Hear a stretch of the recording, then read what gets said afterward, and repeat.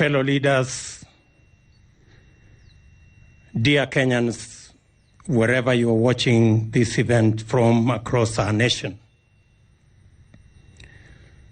Your Excellency, 57 years ago,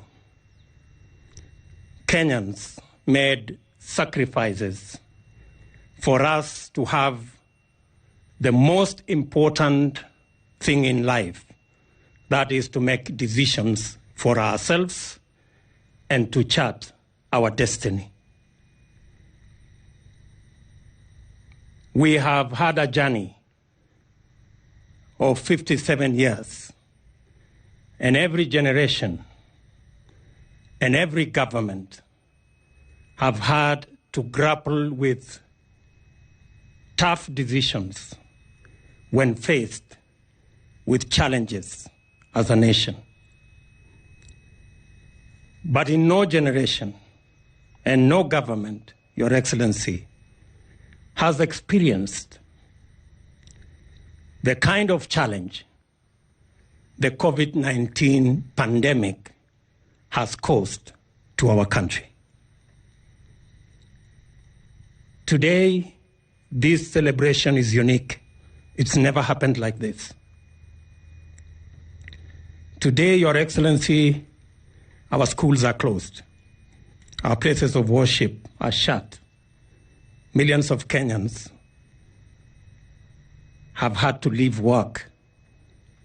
Traders and business people have had their businesses affected. And our life as a nation and as a global community is upside down. To use the words of Mutahi Kagwe, things are really abnormal. In fact, Your Excellency, while it was normal for somebody to cough, nowadays it is no longer normal. When somebody coughs, others step back and ask whether everything is okay. I remember the other day when I went back home, working from the office at the residence, and inadvertently I stretched my hand to my young daughter to greet her. She told me, there is the sanitizer. That is how abnormal things are today. But when you called the nation to action because of this pandemic, the response from the Kenyan people was unprecedented. Every Kenyan stepped forward. Millions of Kenyans are wearing masks. They are cleaning their hands regularly. They are avoiding unnecessary contact. And people are keeping social distance. In fact, when I saw you march here, I was wondering why the parade was different today. Only that I realized later that there was social distance. So we've really changed.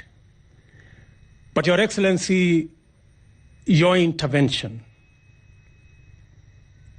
as you mobilized government to provide guidelines, every Kenyan across this nation is now part of the big army to try and deal with the COVID-19 pandemic. Your Excellency, as a people, we are confident that under your leadership, the Kenya government will take the necessary decisions. And I'm calling on leaders across the divide and Kenyans across the nation to work with you and government to make sure that we mitigate and minimize the effects of this pandemic as we work out the new normal, because it looks obvious that there will be a new normal. It's not if, I think it's an imperative. And if we can fashion that new normal, then we can move into the phase of ensuring that we deal now with the effects, how to open our schools, how to open our businesses, what kind of support we can give to our SMEs, and how we are going to open our places of worship.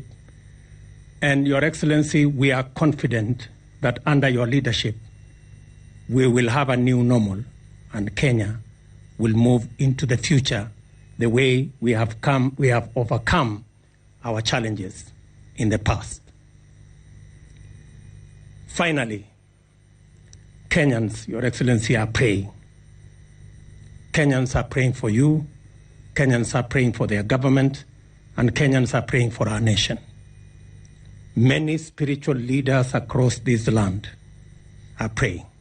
In fact, the COVID-19 pandemic has made everybody realize our inadequacy and what God can do.